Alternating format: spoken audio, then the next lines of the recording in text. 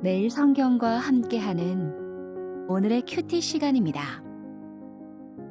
5월 19일 오늘의 말씀은 창세기 44장 1절에서 17절입니다.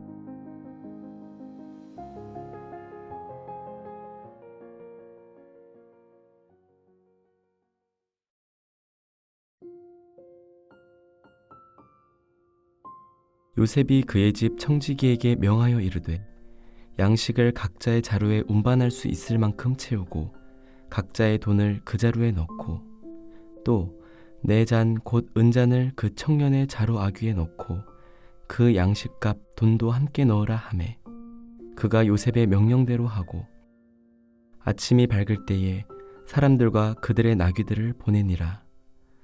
그들이 성읍에서 나가 멀리 가기 전에 요셉이 청지기에게 이르되 일어나 그 사람들의 뒤를 따라가서 그들에게 이르기를 너희가 어찌하여 선을 악으로 갚느냐. 이것은 내 주인이 가지고 마시며 늘 점치는 데에 쓰는 것이 아니냐. 너희가 이같이 하니 악하도다 하라. 청지기가 그들에게 따라가서 그대로 말하니 그들이 그에게 대답하되 내 주여 어찌 이렇게 말씀하시나이까. 당신의 종들이 이런 일은 결단코 아니하나이다. 우리 자루에 있던 돈도 우리가 가나안 땅에서부터 당신에게로 가져왔거늘 우리가 어찌 당신의 주인의 집에서 은금을 도둑질하리이까. 당신의 종들 중 누구에게서 발견되든지 그는 죽을 것이요 우리는 내 주의 종들이 되리이다. 그가 이르되 그러면 너희의 말과 같이 하리라.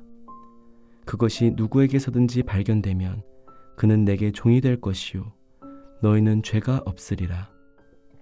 그들이 각각 급히 자루를 땅에 내려놓고 자루를 각기 푸니 그가 나이 많은 자에게서부터 시작하여 나이 적은 자에게까지 조사하매 그 잔이 베냐민의 자루에서 발견된지라. 그들이 옷을 찢고 각기 짐을 나귀에 싣고 성으로 돌아가니라. 유다와 그의 형제들이 요셉의 집에 이르니 요셉이 아직 그곳에 있는지라. 그의 앞에서 땅에 엎드리니 요셉이 그들에게 이르되 너희가 어찌하여 이런 일을 행하였느냐. 나 같은 사람이 점을 잘 치는 줄을 너희는 알지 못하였느냐. 유다가 말하되 우리가 내 주께 무슨 말을 하오리이까. 무슨 설명을 하오리이까. 우리가 어떻게 우리의 정직함을 나타내리이까. 하나님이 종들의 죄악을 찾아내셨으니 우리와 이 잔이 발견된 자가 다 내 주의 노예가 되겠나이다. 요셉이 이르되 내가 결코 그리하지 아니하리라. 잔이 그 손에서 발견된 자만 내 종이 되고 너희는 평안히 너희 아버지께로 도로 올라갈 것이니라.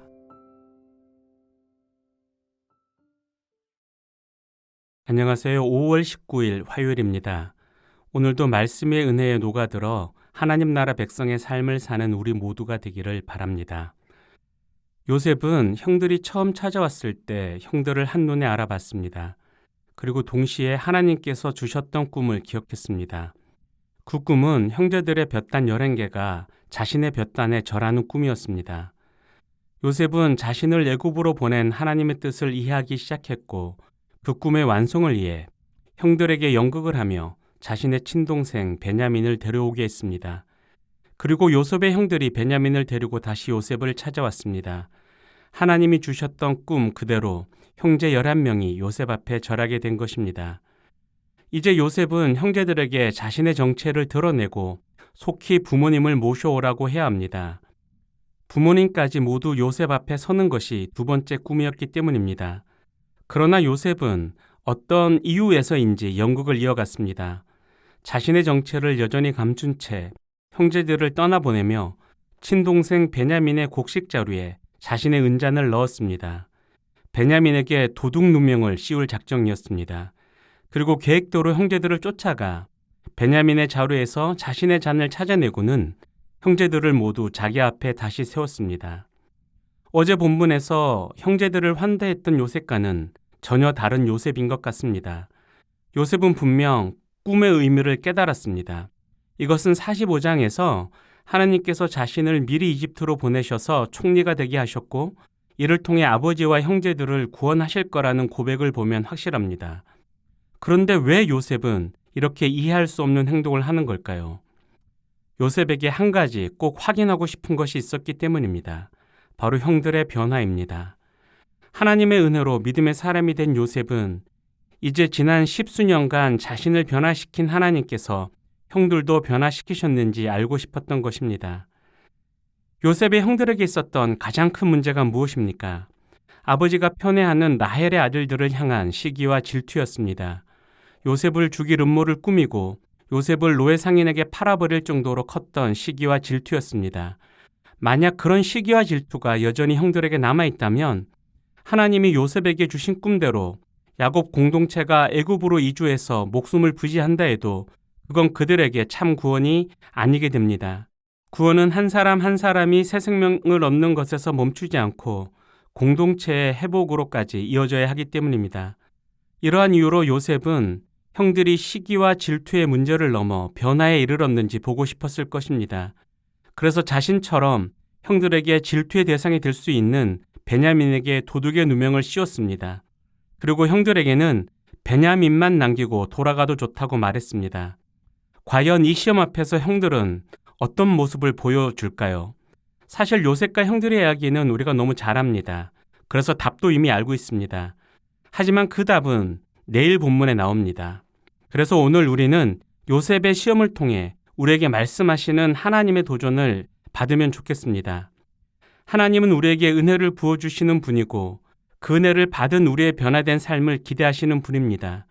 그래서 때때로 우리의 변화를 확인하고 싶어 하십니다. 하나님이 몰라서 확인하시는 것이 아닙니다.